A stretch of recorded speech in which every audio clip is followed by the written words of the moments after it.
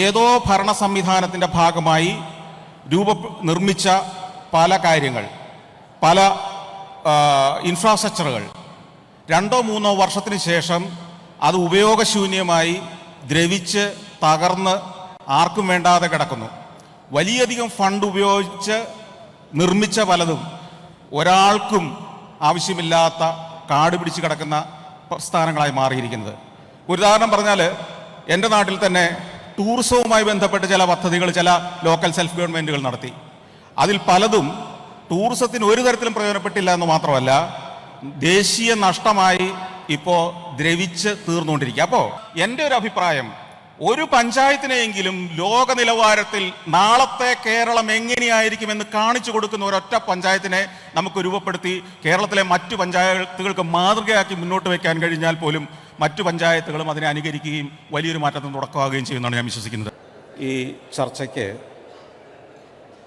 ഓരോ ആൾക്കും 10 മിനിറ്റാണ് അനുവദിച്ചിരിക്കുന്നത്. അതുകൊണ്ട് ഞങ്ങൾ 10 മിനിറ്റ് നിയന്ത്രണപൂർവ്വം കൺട്രോൾ ചെയ്ത് അവതരിപ്പിക്കാനുള്ള ശ്രമത്തിലാണ്. നമുക്കറിയാം, ഞാനും നിങ്ങളുമൊക്കെ നിരന്തരം ഇടപെടുന്ന ഒരു വകുപ്പ് അല്ലെങ്കിൽ ഒരു വിഭാഗം എന്ന് പറയുന്നത് തന്നെയാണ് തദ്ദേശ സ്വയംഭരണ വകുപ്പ്. ഒരു സംരംഭകൻ എന്ന നിലയിലും ഒരു സാധാരണ പൗരൻ എന്ന നിലയിലും ഞാനും ഈ പ്രാദേശിക സർക്കാരുമായി അല്ലെങ്കിൽ പഞ്ചായത്തുമായി, എൻ്റെ ഗ്രാമപഞ്ചായത്തായ മരങ്ങാട്ടുപള്ളി പഞ്ചായത്തുമായി നിരന്തരം സമ്പർക്കം പുലർത്തുന്ന ഒരു വ്യക്തി തന്നെയാണ്.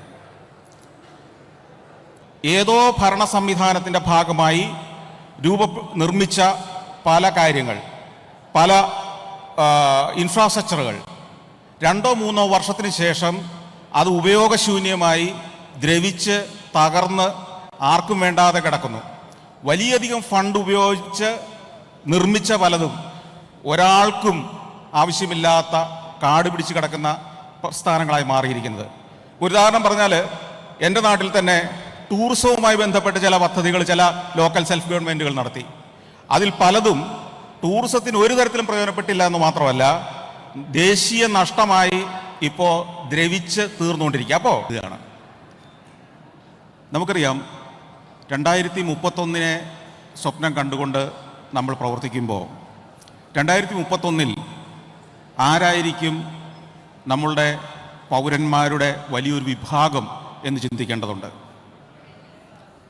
ഇവിടെ ഇരിക്കുന്ന അടുത്ത 5-6 വർഷത്തിനകം പ്രായപൂർത്തിയെത്തുന്ന ജെൻസി എന്ന് ഇന്ന് നമ്മൾ വിളിക്കുന്ന ഒരു തലമുറ നമ്മുടെ നാട്ടിലെ പ്രാദേശിക സെൽഫ് ഗവൺമെൻറ്റിലെ പ്രവർത്തകരുമായി, ഉദ്യോഗസ്ഥരുമായി, ഭരിക്കുന്നവരുമായി ഇടപെടുന്ന ഒരു കാലത്തെക്കുറിച്ചാണ് നമ്മളിന്ന് സ്വപ്നം കാണേണ്ടത്.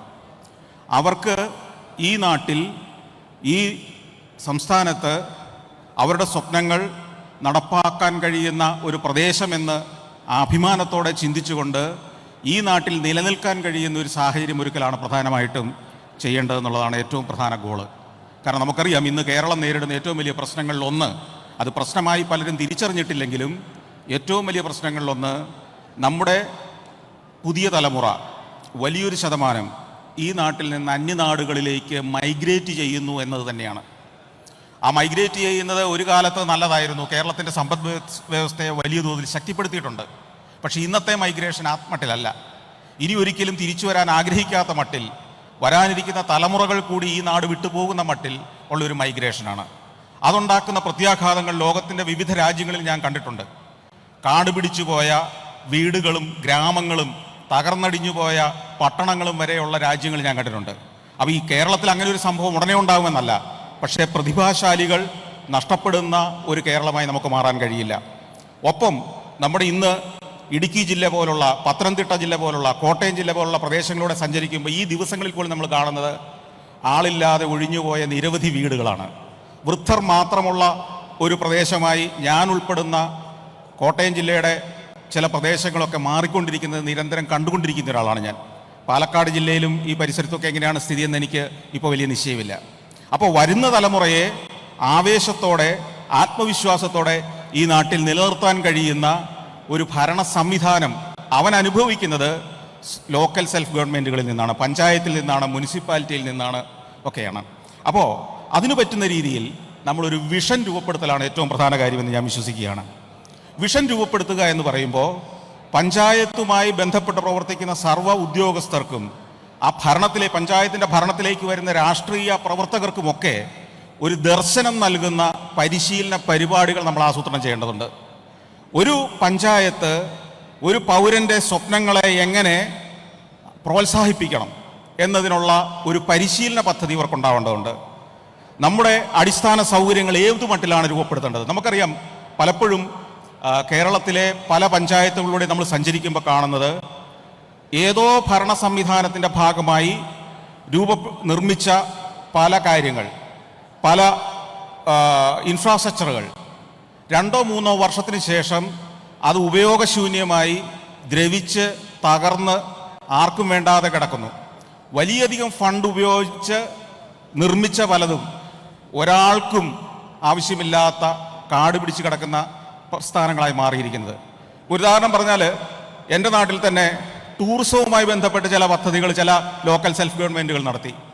അതിൽ പലതും ടൂറിസത്തിന് ഒരു തരത്തിലും പ്രയോജനപ്പെട്ടില്ല എന്ന് മാത്രമല്ല, ദേശീയ നഷ്ടമായി ഇപ്പോൾ ദ്രവിച്ച് തീർന്നുകൊണ്ടിരിക്കുക. അപ്പോൾ ഒരു ലോക്കൽ സെൽഫ് ഗവൺമെൻറ് ആ പ്രദേശത്ത് ഏതെങ്കിലും ഒരു പദ്ധതി ആസൂത്രണം ചെയ്യുമ്പോൾ അത് ഭാവിക്ക് എങ്ങനെ പ്രയോജനപ്പെടും, അതിനെ ഒരു പ്രൊഫഷണൽ സംവിധാനം എന്ന നിലയിൽ തുടർന്ന് നിലനിർത്തിക്കൊണ്ടുപോകാൻ എന്ത് സിസ്റ്റമാണ് അതിനുള്ളത് എന്നൊക്കെ പഠിക്കുന്ന ഒരു കൃത്യമായ മാസ്റ്റർ പ്ലാനോടുകൂടി എങ്ങനെ പദ്ധതികൾ ആവിഷ്കരിക്കാമെന്ന് പരിശീലനം നൽകുന്ന ഒരു പദ്ധതി തീർച്ചയായിട്ടും ഈ ലോക്കൽ സെൽഫ് ഗവൺമെൻറ്റിലെ ഉദ്യോഗസ്ഥ സംവിധാനത്തിനും ഭരണസമിതിക്കും നൽകേണ്ടതുണ്ട്.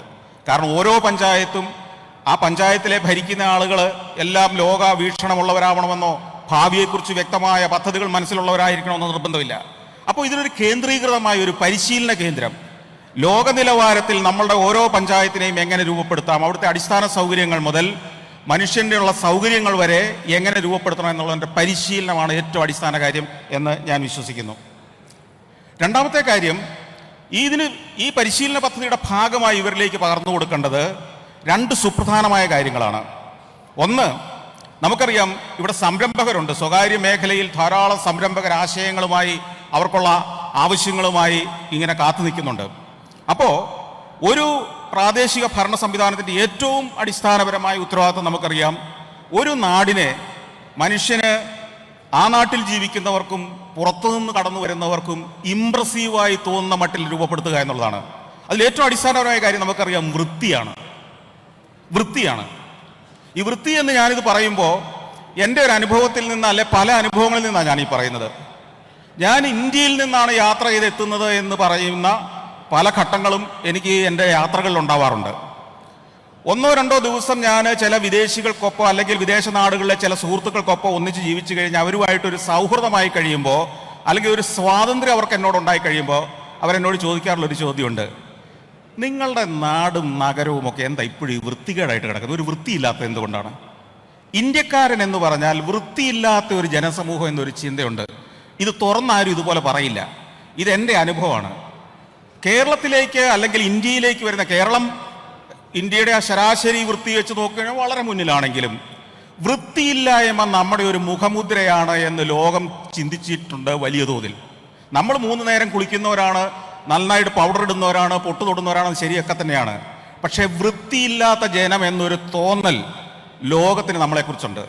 അപ്പോൾ പുതിയ തലമുറ പോലും വിദേശ രാജ്യങ്ങളിലേക്ക് ചെന്ന് ഇവിടുന്ന് പോയവർ അവൻ ചെന്നിട്ട് ആദ്യം ഇങ്ങോട്ടിടുന്ന വാട്സപ്പ് മെസ്സേജ് അല്ലെങ്കിൽ അവൻ്റെ സോഷ്യൽ മീഡിയയിൽ ഇടുന്നത് കണ്ടോ ഇവിടെയൊക്കെ എത്ര വൃത്തിയാണെന്നാണ്.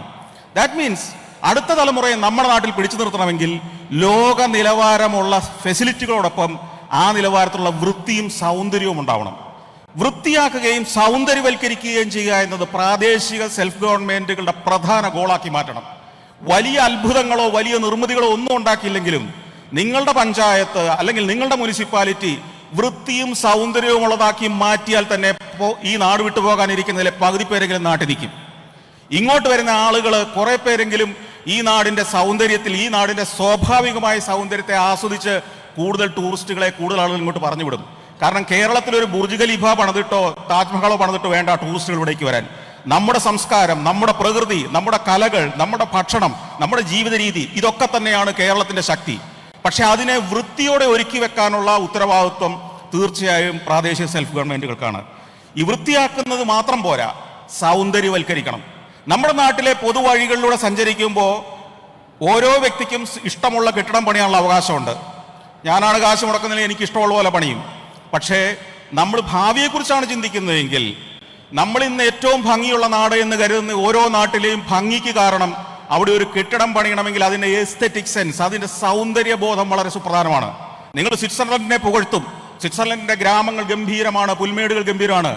അത് ആ മട്ടിലിടാൻ കൃത്യമായ പ്ലാനിങ്ങും കൃത്യമായ നിയമങ്ങളും കൃത്യമായ ഡിസൈനും ഉണ്ട്. ആ നിയമം തെറ്റിച്ചാൽ കർശനമായ പിഴയാണ്. അപ്പോൾ അത് ചെറിയൊരു കാര്യമല്ല. അടുത്തൊരു കാര്യം, നമുക്കറിയാം കേരള സംസ്ഥാനത്തേക്ക് ഇൻവെസ്റ്റേഴ്സിനെ നമ്മൾ ക്ഷണിക്കുന്നുണ്ട്. ധാരാളം ഇൻവെസ്റ്റേഴ്സ് വരുന്നുണ്ട്. പഴയ സാഹചര്യങ്ങളൊക്കെ മാറി എന്നുള്ളത് നമ്മളൊക്കെ അനുഭവിക്കുന്ന ഒരു കാര്യമാണ്. എന്നാൽ യഥാർത്ഥത്തിൽ നമുക്ക് ആവശ്യമുള്ള ഒരു മാറ്റം പൂർണ്ണമായ തോതിൽ ഇൻവെസ്റ്റർ ഫ്രണ്ട്ലി ആയിട്ടുണ്ടോ എന്ന് ചോദിച്ചാൽ പൂർണ്ണമായിട്ടായിട്ടില്ല. എങ്കിലും വലിയൊരു മുന്നേറ്റം ഉണ്ടായിട്ടുണ്ട് അക്കാര്യത്തിൽ. ഇതിൽ സുപ്രധാനമായ റോൾ വഹിക്കേണ്ട ഒരു വിഭാഗം ആളുകൾ ഈ പ്രാദേശിക സെൽഫ് ഗവൺമെന്റുമായി ബന്ധപ്പെട്ട അധികാരം കൈയാളുന്ന ആളുകൾ തന്നെയാണ്. നമുക്കത് ഇപ്പോൾ ഈ പഞ്ചായത്തുകൾക്ക് ഒരു പുതിയ ചിന്തയാണ്. എന്തുകൊണ്ട് പഞ്ചായത്തുകൾ നമുക്ക് ഇൻവെസ്റ്റേഴ്സ് മീറ്റുകൾ സംഘടിപ്പിച്ചുകൂടാ?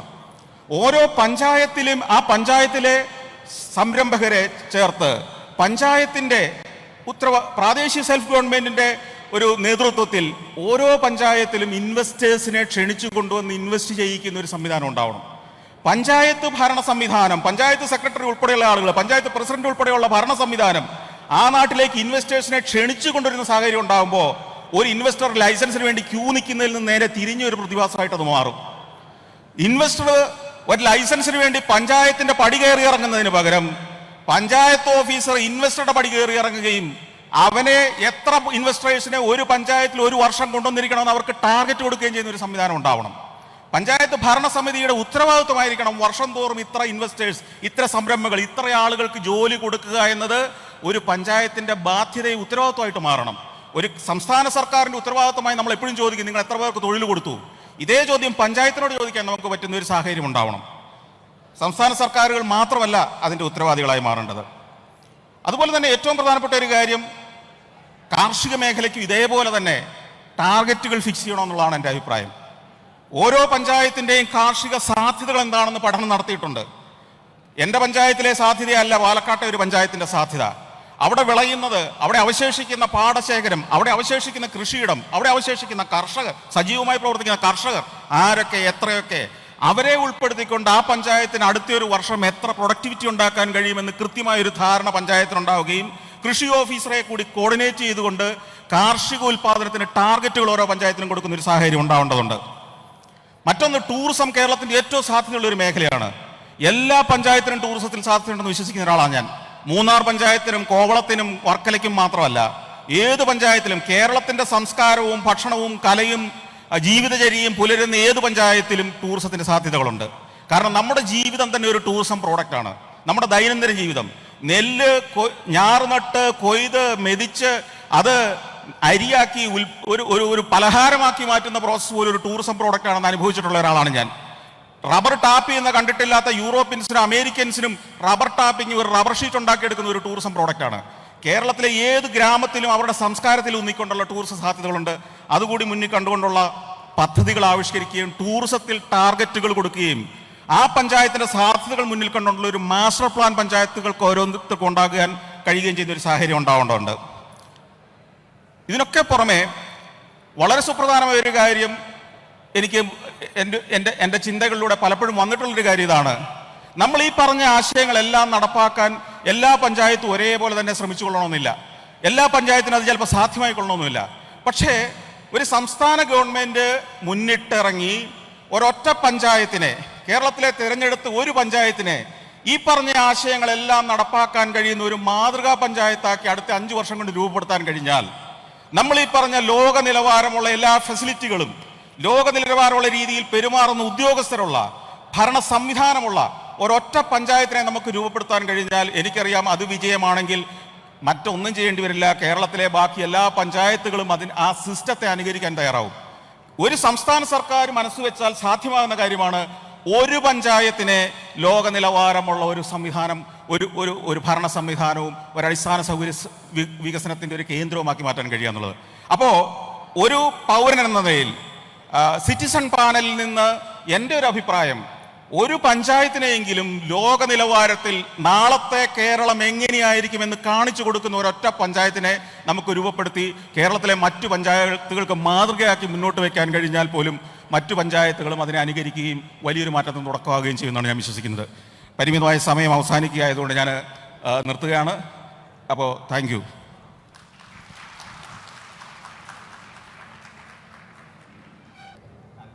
ബഹുമാന്യനായ ശ്രീ MP രാജേഷ് മിനിസ്റ്റർ ഉൾപ്പെടെ വേദിയിലും സദസ്സിലും സന്നിഹിതരായിരിക്കുന്ന എല്ലാവർക്കും എൻ്റെ വിനീതമായ നമസ്കാരം. സ്വയം പര്യാപ്തമായ ഗ്രാമങ്ങൾ, ഇടങ്ങൾ എന്നുള്ള ഒരു സ്വപ്നത്തിൽ നിന്നും ലക്ഷ്യത്തിൽ നിന്നുമൊക്കെ വർഷങ്ങൾക്കിപ്പുറം നമ്മൾ എത്തി നിൽക്കുമ്പോൾ, പ്രത്യേകിച്ച് അടുത്ത വർഷങ്ങളിലേക്ക് നമ്മൾ എത്തി നിൽക്കുമ്പോൾ, വികസനത്തിൻ്റെ കാര്യത്തിലായാലും പ്രൊജക്റ്റുകളുടെ കാര്യത്തിലായാലും പദ്ധതികളുടെ കാര്യത്തിലായാലും ഇതെല്ലാം ഗുണം നേടിയ സാധാരണ ജനങ്ങളുടെ കാര്യത്തിലായാലും എല്ലാം വലിയ കണക്കുകളിൽ നമ്മൾ എത്തി നിൽക്കുന്നു എന്നുള്ളത് ഒരുപാട് സന്തോഷമായ ഭാഷയിൽ സംസാരിക്കാനുള്ള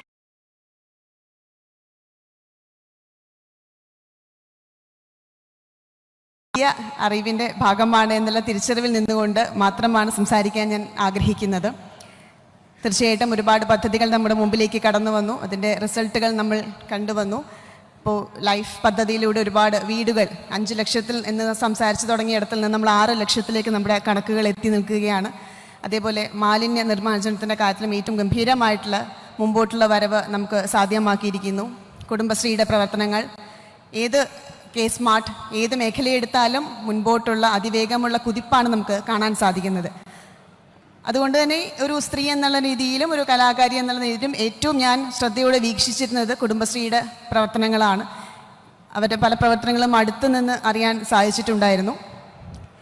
അപ്പോൾ സ്മാർട്ട് അല്ലെങ്കിൽ ഡിജിറ്റലൈസേഷൻ എന്നുള്ള ഡിജിറ്റൽ അറിവിലേക്ക് നമ്മൾ കടന്നു വന്ന് നിൽക്കുന്ന സാഹചര്യത്തിൽ ഞാൻ ചേർത്ത് വയ്ക്കാൻ ആഗ്രഹിക്കുന്ന കുറച്ച് സാധ്യതകൾ എന്ന് പറയുന്നത്, ഒരു സൈബർ സുരക്ഷ ഹെൽപ്പ് ഡെസ്ക് നമുക്ക് പ്രൊവൈഡ് ചെയ്യാൻ സാധിക്കുമെങ്കിൽ അത് വളരെ വലിയൊരു കാര്യമായിരിക്കുമെന്ന് ഞാൻ എൻ്റെ ഒരു എളിയ ബുദ്ധിയിൽ ചേർത്ത് വയ്ക്കുകയാണ്.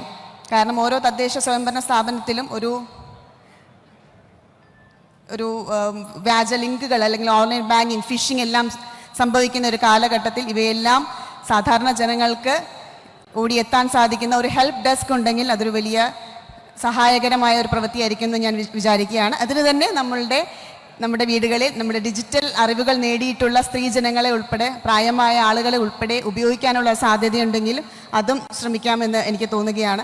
ഒരു മൊബൈൽ ഫോൺ ഉപയോഗിക്കുക, ഒരു കോൾ ചെയ്യുക, ഒരു വാട്സപ്പ് ഉപയോഗിക്കുക എന്നുള്ളതിനപ്പുറമുള്ള അറിവുകളിലേക്ക് അവരെ നമുക്ക് ഉപയോഗിക്കപ്പെടുത്താൻ സാധിച്ചാൽ അവരുടെ സമയവും അവരുടെ വിരസത മാറുകയും, എന്നാൽ എവിടെയൊക്കെയോ ഈ പറഞ്ഞ ജെൻസി അല്ലെങ്കിൽ പുതിയ ജനറേഷനോട് കണക്റ്റഡ് ആയിരിക്കുന്നു, നമ്മളും മാറുന്ന ലോകത്തിനൊപ്പമാണ് എന്നുള്ളൊരു ബോധം, ഒരു ധൈര്യം അവരിലേക്ക് പകരാനും സാധിക്കുമെന്ന് എനിക്ക് തോന്നുകയാണ്. മറ്റൊരു കാര്യം, ഒരു ഡിജിറ്റൈസേഷൻ പ്രൊജക്റ്റുകളാണ്. നമ്മുടെ പ്രാദേശിക ചരിത്ര രേഖകൾ, കയ്യെഴുത്ത് പ്രതികൾ തുടങ്ങിയവയൊക്കെ ഡിജിറ്റൈസ് ചെയ്യുന്നതിനും ഇതേപോലെ പരിശീലനം നൽകി നമ്മുടെ കുടുംബശ്രീ പ്രവർത്തകർ അല്ലെങ്കിൽ സാധാരണ നമ്മളോട് ചേർന്ന് നിൽക്കുന്ന ജനങ്ങളെ ഉപയോഗിക്കാനുള്ള ഒരു സാധ്യതയും ഞാൻ മുന്നിലേക്ക് കാണുകയാണ്. ഓരോ വാർഡിലെയും ചരിത്രം അല്ലെങ്കിൽ അതിനോട് ചേർന്ന് നിൽക്കുന്ന പഞ്ചായത്തുകളിലെയൊക്കെ ആയാലും ചരിത്രം, പ്രകൃതി സൗന്ദര്യം, പ്രാദേശിക ഉൽപ്പന്നങ്ങൾ എന്നിവയെക്കുറിച്ചൊക്കെയുള്ള നിലവാരമുള്ള വീഡിയോകൾ ക്രിയേറ്റ് ചെയ്യുന്നതിനും ഇവരുടെ ഒരു സഹായം അല്ലെങ്കിൽ അവരുടെ ഒരു ശ്രമം നമുക്ക് പരിശോധിക്കാവുന്നതാണ് എന്നും എനിക്ക് തോന്നുകയാണ്.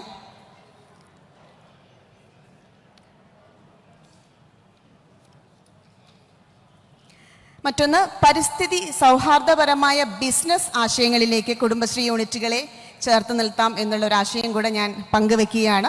ഇപ്പോൾ സാർ ഇവിടെ സൂചിപ്പിച്ചതുപോലെ തന്നെ പ്രകൃതി സുന്ദരമായിട്ടുള്ള ഹരിതാഭയായിരുന്നുള്ള ഒരു ഭൂപ്രകൃതി നമുക്കുണ്ട്. അപ്പോൾ അതിനോട് ചേർന്ന് നിൽക്കുന്ന ടൂറിസ്റ്റ് സ്പോട്ടുകൾ കണ്ടെത്തുകയാണെങ്കിൽ അതിനോട് ചേർന്നുള്ള ഹോം സ്റ്റേസിനുള്ള സാധ്യതകൾ, അതിൽ കമ്മ്യൂണിറ്റി കിച്ചൺസിനുള്ള സാധ്യതകൾ തുടങ്ങിയവയെല്ലാം ഒരു വലിയ കൂട്ടം ആളുകൾക്ക് തൊഴിലവസരങ്ങളും അവരെ എൻഗേജ്ഡ് ആക്കുകയും അവരും വികസനത്തിൻ്റെയും പുരോഗതിയുടെയും മുമ്പോട്ട് നയിക്കുന്ന നാടിൻ്റെ മുഖഭാഗമായി മാറുന്നു എന്നുള്ള ഒരു ചിന്ത കൈവരിക്കാനും സാധ്യമാകുന്നു എന്നും എനിക്ക് തോന്നുകയാണ്. നമ്മൾ നേരത്തെ സംസാരിച്ച മറ്റൊരു വിഷയം എന്ന് പറയുന്നത് മാലിന്യ നിർമ്മാർജ്ജനമാണ്. അദ്ദേഹം സൂചിപ്പിച്ചിരുന്നു, ഖരമാലിന്യം എന്നതുപോലെ തന്നെ ദ്രവമാലിന്യത്തിൻ്റെയും സംസ്കാരത്തിലേക്ക് നമ്മൾ കടക്കുകയാണ്. അതിനെപ്പറ്റിയുള്ള ചർച്ചകൾ സംഭവിക്കുന്നു എന്നറിയുന്നു. അതിൽ തന്നെ മാലിന്യ നിർമ്മാർജ്ജനത്തോടൊപ്പം അത് ഏറ്റവും ഗംഭീരമായിട്ടുള്ള ഘട്ടത്തിലാണ് എത്തി നിൽക്കുന്നത് എന്നും ഞാൻ പറയാൻ ആഗ്രഹിക്കുകയാണ്. ഞാൻ എറണാകുളം പ്രദേശത്ത് നിന്ന് വരുന്നത് കൊണ്ട് തന്നെ അതിൻ്റെ ഏറ്റവും ബുദ്ധിമുട്ടുകൾക്ക് അറിയുകയും അത് മാറി വരുന്ന അതിൻ്റെ കൊച്ചിയുടെ അല്ലെങ്കിൽ എറണാകുളത്തിൻ്റെ മുഖമൊക്കെ കാണുകയും അതിൽ സന്തോഷവും കണ്ടെത്തുകയും ചെയ്യുന്ന ഒരാളാണ്. അതിനോടൊപ്പം തന്നെ മാലിന്യത്തിൽ നിന്ന് എന്ത് നമുക്ക് നേടാം, ഫ്രം വേസ്റ്റ് ടു വെൽത്ത് എന്ന് പറയുന്ന പോലെ തന്നെ ഫ്രം വേസ്റ്റ് എന്തൊക്കെ നമുക്ക് ക്രിയേറ്റ് ചെയ്യാം എന്നുള്ളത് നമുക്ക് ആലോചിക്കാവുന്ന ഒരു കാര്യമായിട്ട് ഫീൽ ചെയ്യുകയാണ്.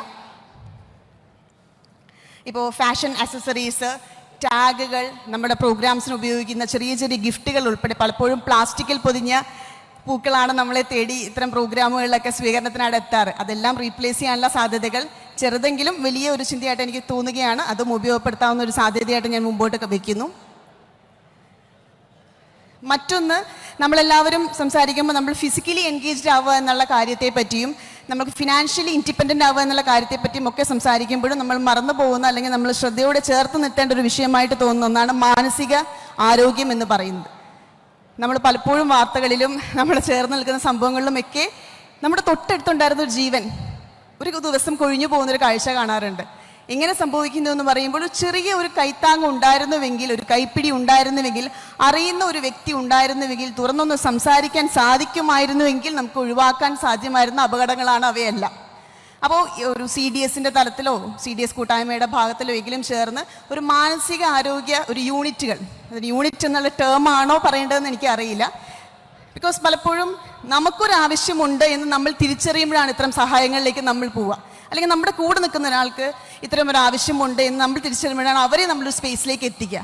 ഇത് തിരിച്ചറിയാതെ സ്വയം ഒരുങ്ങുന്ന മനുഷ്യരും നമ്മൾക്കിടയിലുണ്ട്. അപ്പോൾ അവരിലേക്ക് ഒന്ന് ശ്രദ്ധ ചെലുത്തിയാൽ എത്തിച്ചേരാൻ സാധിക്കുന്നത് തീർച്ചയായിട്ടും ഇങ്ങനെ ചേർന്ന് നിൽക്കുന്ന പ്രവർത്തകർക്കായിരിക്കും.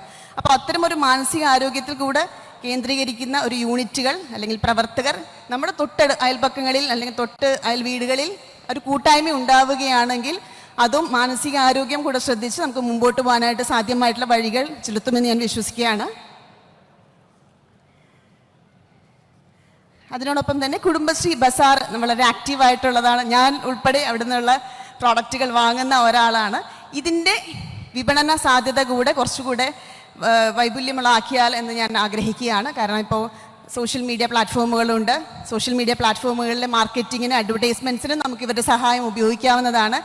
അതേപോലെ ആക്റ്റീവായിട്ടുള്ള സോഷ്യൽ മീഡിയ സെല്ലിംഗ് പ്ലാറ്റ്ഫോംസ് ഉണ്ട്. ഇപ്പോൾ ആമസോൺ, ഫ്ലിപ്കാർട്ട് പോലെയുള്ള പ്ലാറ്റ്ഫോമുകളിലേക്കും ഈ പ്രോഡക്ട്സുകൾ കുറച്ചുകൂടെ ജനകീയമായി അതിൻ്റേതായ മാർക്കറ്റിംഗ് പരസ്യത്തോടു കൂടി എത്തുകയാണെങ്കിൽ വിപണന സാധ്യതയും വിപണന മൂല്യവും കൂടുമെന്ന് ഞാൻ വിശ്വസിക്കുന്നു. അതിനുള്ള സാധ്യതകളും സംഭവിക്കട്ടെ എന്ന് ആഗ്രഹിക്കുകയാണ്.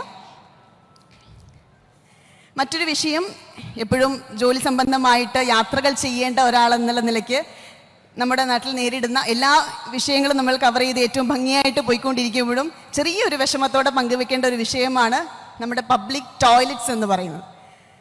ആ ഒരു വിഷയം ഏറ്റവും ശ്രദ്ധേയകരമായിട്ടുള്ള രീതിയിൽ നമുക്ക് ഗൗരവമായിട്ടുള്ള രീതിയിൽ കൈകാര്യം ചെയ്ത് മുമ്പോട്ട് വരാൻ സാധിക്കട്ടെ എന്ന് ഞാൻ ആഗ്രഹിക്കുകയാണ്. ഇപ്പോൾ ടേക്ക് എ ബ്രേക്ക് ഒരു ബ്രേക്കിലാണ് എന്നാണ് എനിക്ക് തോന്നുന്നത്. അത് സംഭവിക്കാതെ ഇരിക്കട്ടെ. അവിടെയും നമുക്ക് ഈ നമ്മുടെ കൂടെ നിൽക്കുന്ന പ്രവർത്തകരുടെ വളരെ സാധാരണ രീതിയിൽ നമ്മളോട് അത്രയും സന്തോഷത്തോടു കൂടി സജീവമായിട്ട് ഒത്തുചേർന്ന് നിൽക്കാൻ ഉത്സാഹം കാണിക്കുന്ന സ്ത്രീകൾ ഉൾപ്പെടെയുള്ളവരെ ചേർത്ത് നിർത്തുകയാണെങ്കിൽ ഏറ്റവും മികച്ച രീതിയിൽ തന്നെ, ഏറ്റവും ഭംഗിയായ രീതിയിൽ തന്നെ അത് മുമ്പോട്ട് കൊണ്ടുവരാൻ സാധിക്കുമെന്ന് എനിക്ക് എല്ലാ പ്രതീക്ഷയുമുണ്ട്. അതിനുള്ളൊരു ശ്രമവും കൂടെ മുമ്പിലോട്ട് നമ്മൾ നോക്കിക്കാണുമ്പോൾ സംഭവിക്കട്ടെ എന്ന് ആഗ്രഹിക്കുന്നു. എൻ്റെ ഒരു എളിയ ചിന്തയിലുള്ള കുറച്ച് ആശയങ്ങളാണ് നിങ്ങളുമായിട്ട് പങ്കുവെക്കാൻ ശ്രമിച്ചിട്ടുള്ളത്. അതേപോലെ തന്നെ ഒരു വെബിനാർ എന്നുള്ള സാധ്യത കൂടെ നമുക്ക് സംഭവിക്കട്ടെ എന്ന് ആഗ്രഹിക്കുകയാണ്. ഡിജിറ്റലായിട്ട് കഴിഞ്ഞു, നമ്മൾ ഡിജിറ്റൽ വിദ്യാഭ്യാസം നേടിക്കഴിഞ്ഞിരിക്കുന്നു.